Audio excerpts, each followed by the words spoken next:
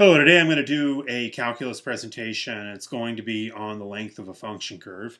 So if you're in the first year of calculus and you just kind of want to have an understanding of why it is that the length of the function curve would be the integration from a to b of, and I always butcher this, so bear with me, the square root of 1 plus f prime x squared, the square root of all of that all together times dx. Okay, in other words, the square root of take 1 plus the derivative of the function x, square whatever that derivative of the function x is, okay? So whatever that is, square that, add it to 1, take the square root of it, and then dx, okay? Most of you should know this formula. If you don't, you probably should study it first before watching this video, just as a matter of learning it from the book and learning it from your calculus teacher, not really from me. But let's jump into why it's the case. This is a rather crudely drawn, I will admit,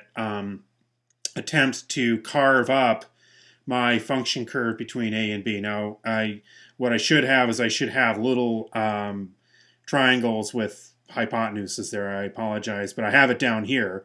Each and every single one of these is a little sort of bar graph. Let's take this one. This will be a bar graph.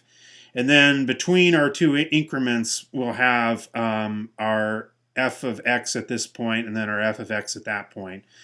And notice that as we add more and more of these and we have an infinite number of these bar graphs, the base length will converge on being dx. Okay, so this will go from being delta x, or the change of x, to being dx. And then notice what happens to our height. Well, remember, f prime of x is, or the first derivative of f of x is our slope, right? It's the slope of our line. If I were to take a point here and I have a line moving off the curve, that would be the directly tangential to this function. It would be the slope of that line. So that would be f prime of x. Well, if the slope times the base would be the height, right? So if this is dx, then if the base is dx, then the height would be f prime x dx, which is very fortunate because we now need to find this hypotenuse here. Why? Why do we need to find the hypotenuse? Well, you should have some intuition that the length, and notice that this is smaller than that, but I'm just kind of shrinking it in order to fit it. Okay, so I'm duplicating. This is the same function I have here, but I just shrunk it a little bit. The length of this function curve is going to be the integration of all of these little hypotenuses here. Okay, as the hypotenuse shrinks to an infinitesimal point, the integration of all of those hypotenuses will exactly be the length of my function between a and b. Okay, so crudely put, not well put, but that's the basic idea, leaving aside all the kind of mathematical jargon, is I'm just adding up these different individual lengths. And, well, if I have an infinite number of infinitesimal lengths, paradoxically, that could be set up to mean anything, but in this case it means the length of my function curve between a and b. Okay, based on how we set it up. So if this is dx, and if my base is dx, and if my height would be the derivative of f of x dx, then fortunately it's very easy to calculate the hypotenuse.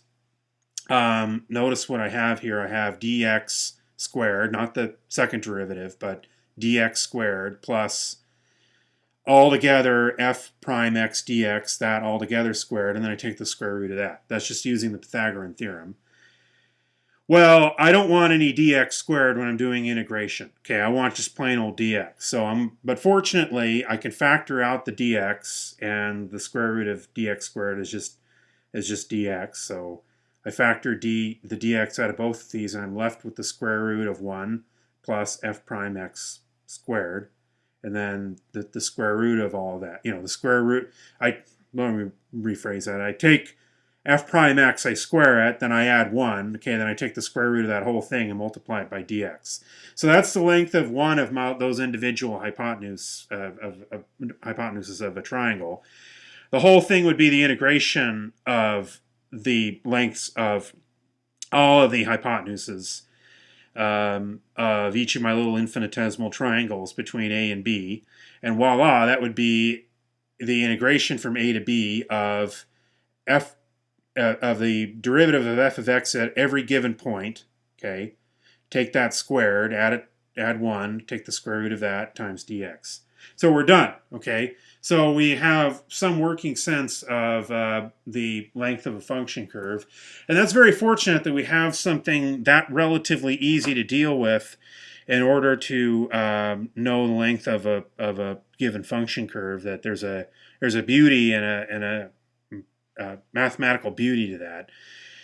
Now there's applying it. That's a whole other matter, and that's going to be your job on the homework.